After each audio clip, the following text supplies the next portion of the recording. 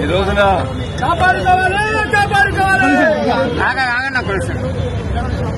నిరుద్యోగ మిత్రులందరూ కూడా ఈ రాష్ట్రంలో 7 నెలలు కాంగ్రెస్ ప్రభుత్వం వచ్చింది.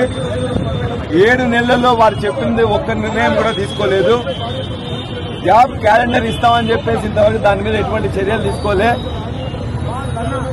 ఇవాళ 1:50 ఇంతకుముందు గ్రూప్ 1 లో ఇచ్చేవాళ్ళు 1:50 కాదు 1:100 చేయాలని చెప్పేసి నిరుద్యోగులందరూ కోరిండ్రు.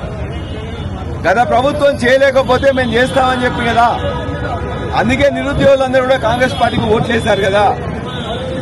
1:50 నుంచి 1:100 చేస్తే నీకు వచ్చే నష్టం ఏంటి? దరిదాపుగా 4 నుండి 5 లక్షల మంది గ్రూప్ 1 రాస్తున్నప్పుడు ఉన్న పోస్టులకు 1:50 నుండి 1:100 అనేక రాష్ట్రాల్లో ఉంది కాబట్టి, యూపీఎస్సీలో కూడా ఉంది కాబట్టి ఇక్కడ న్యాయంగా వీళ్ళు కోరిండ్రు, దాన్ని చేయాలని చెప్పేసి కోరుతున్నారు. ఈ కాంగ్రెస్ ప్రభుత్వం వెంటనే 1:50 నుంచి 1:100 పెంచాలని డిమాండ్ చేస్తున్నాం.